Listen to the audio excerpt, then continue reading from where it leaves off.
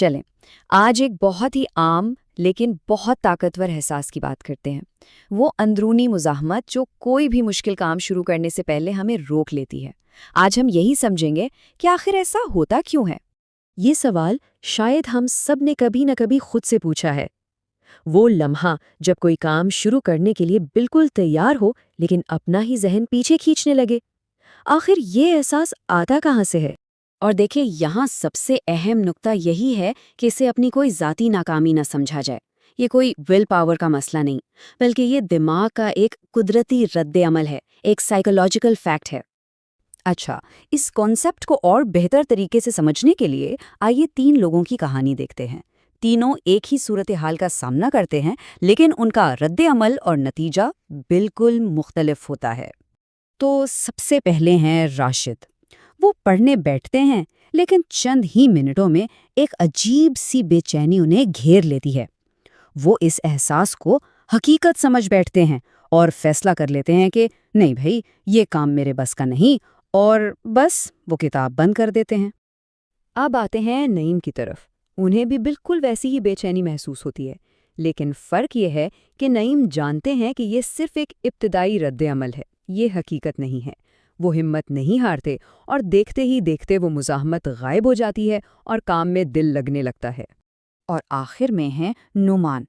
انہیں بھی وہی مشکل پیش آتی ہے، لیکن وہ اس سے نمٹنے کے بجائے فوراً فرار کا راستہ تلاش کرتے ہیں اور اپنا موبائل فون اٹھا لیتے ہیں۔ یہاں خطرہ یہ ہے کہ وہ ایک منفی عادت بنا رہے ہیں۔ جب بھی مشکل محسوس ہو، فوراً کسی آسان چیز کی طرح بھاگو۔ یہاں آپ دیکھیں، تینوں کا فرق بالکل صاف نظر آتا ہے۔ راشد نے اپنے احساس کو حقیقت مانا اور ہمت ہار بیٹھے۔ نعیم نے اسے صرف ایک مرحلہ سمجھا اور آگے بڑھ گئے، جبکہ نعمان نے مشکل سے بچنے کے لیے فرار کا راستہ اپنایا اور ایک بری عادت پال لی۔ تو اصل میں ان کے یقین نے ہی ان کے نتیجے کو طے کیا۔ جس چیز کا راشد نے تجربہ کیا اسے سائیکالوجی میں فرکشن رسپانس کہتے ہیں۔ ہوتا یہ ہے کہ جب ہمارا دماغ کسی ایسے کام کا سامنا کرتا ہے جس میں محنت لگے تو وہ اسے ایک قسم کا خطرہ سمجھتا ہے اور ہمیں روکنے کے لیے مزاحمت کا احساس پیدا کرتا ہے۔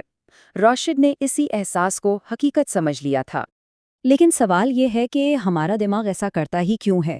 اس کی وجہ ہمارے دماغ کی بنیادی پروگرامنگ میں چھپی ہے۔ آئیے اسے سمجھتے ہیں۔ بنیادی طور پر ہمارا دماغ 2 چیزوں کو بہت پسند کرتا ہے، ایک آسانی اور دوسرا فوری سکون۔ کوئی بھی مشکل کام ان دونوں اصولوں کے خلاف جاتا ہے۔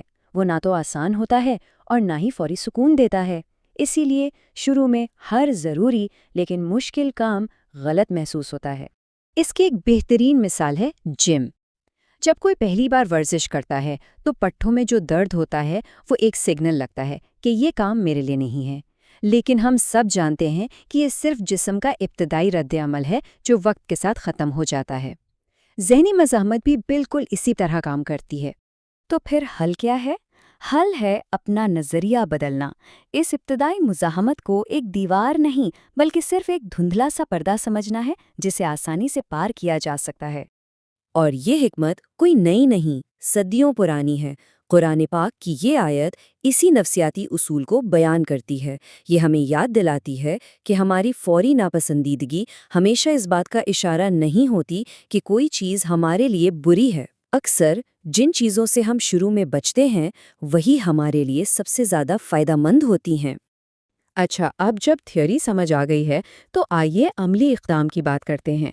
اس مزاحمت پر قابو پانے کے لیے دماغ کو آج ہی سے ٹریننگ دینا شروع کی جا سکتی ہے۔ طریقہ بہت سادہ ہے۔ اگلی بار جب کوئی کام شروع کرتے ہوئے دل اکتا جائے تو فوراً رکنے کی ضرورت نہیں، بس اس احساس کا مشاہدہ کریں۔ خود سے پوچھیں، کیا یہ کام واقعی ناممکن ہے یا یہ صرف دماغ کا ابتدائی رد عمل ہے؟ پھر صرف چند منٹ اور کام جاری رکھیں۔ جلد ہی وہ مزاحمت کا بادل چھٹنا شروع ہو جائے گا۔ اور یہی اس ساری بحث کا خلاصہ ہے۔ فرق صرف سوچ کا ہے۔ جو شخص اس ابتدائی احساس کو اٹل حقیقت مان لیتا ہے وہ ہمیشہ رک جاتا ہے، لیکن جو اسے سفر کا ایک حصہ سمجھتا ہے وہ ہمیشہ آگے بڑھنے کا راستہ تلاش کر لیتا ہے۔ تو آخر میں یہ سوال ہمارے سامنے آتا ہے، ہر بار جب ہم اس ابتدائی مزاحمت کا سامنا کرتے ہیں تو یہ ایک فیصلہ کن لمحہ ہوتا ہے۔ کیا ہم اپنے دماغ کے خودکار رد عمل کے غلام بن جائیں گے، یا ہم شعوری طور پر اپنے دماغ کو وہ بننے کی تربیت دیں گے جو ہم بننا چاہتے ہیں؟ انتخاب ہمارا ہے۔